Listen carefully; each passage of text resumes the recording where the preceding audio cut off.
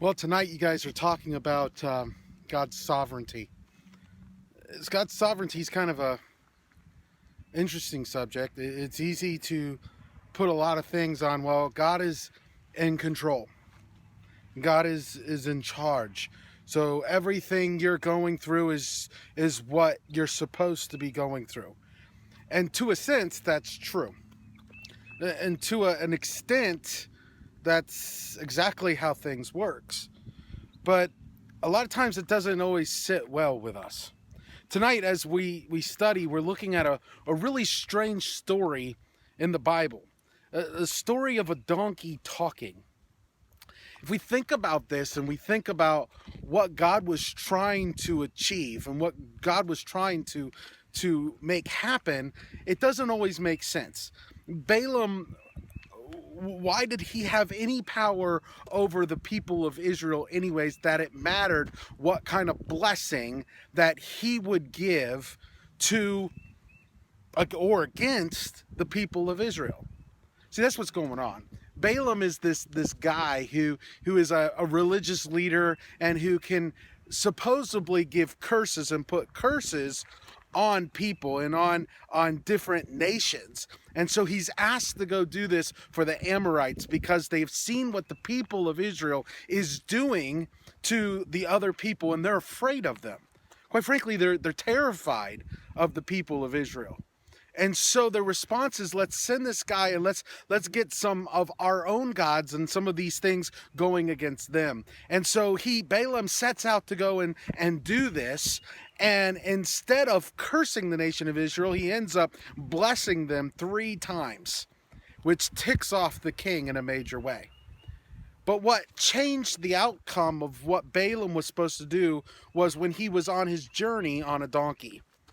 And an angel came before the donkey, and only the donkey could see the angel and was scared, and so took him off the road and then bashed his foot against the wall, and then ultimately just sat down. And Balaam was beating on the donkey when he finally saw the angel and was told, why are you beating on this donkey?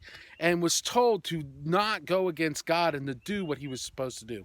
But here's my question. Why did a donkey need to talk, and why did an angel need to come for it to matter at all? What kind of power does this guy actually have anyways? God ultimately has the most power, so what is really trying to be achieved? Why was there any danger at all? Couldn't it have just been ignored? God is in control, right? So why do we have the story? Why do we have to have a talking donkey to make this guy understand? Why doesn't God just ignore it all anyways?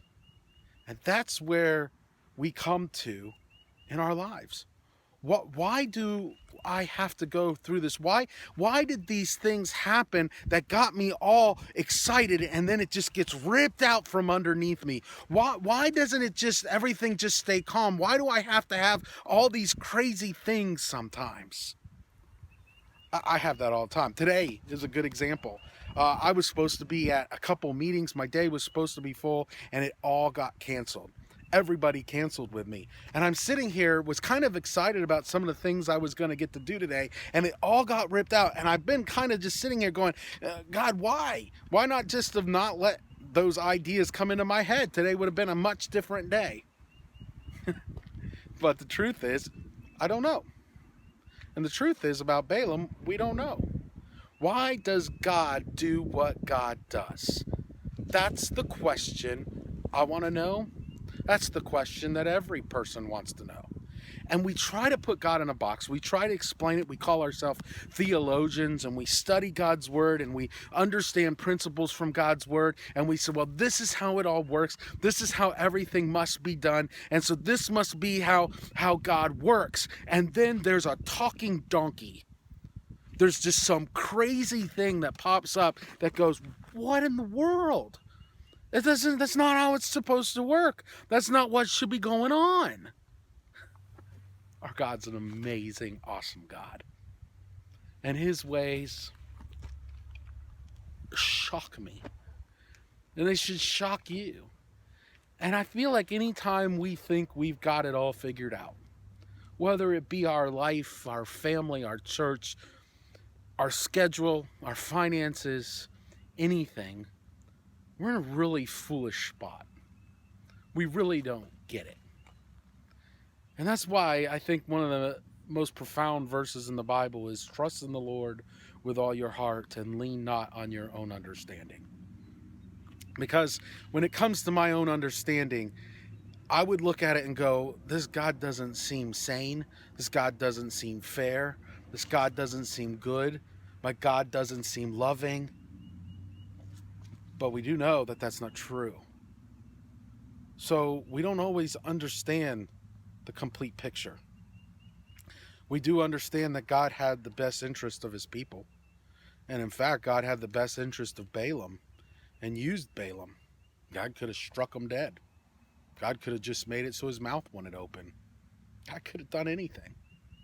But he chose a donkey to talk, to get the attention of a man. So here's my question. Here's the challenge, the application. What is God using in your life to open your eyes? Where's your donkey? What's your donkey? Because if we look hard enough, we'll see it. God uses strange things. He uses people. He uses events. He uses circumstances. And more times than not, he never does the same thing twice.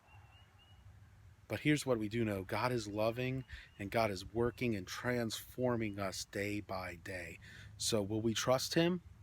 Or are we going to trust what we think or what we know?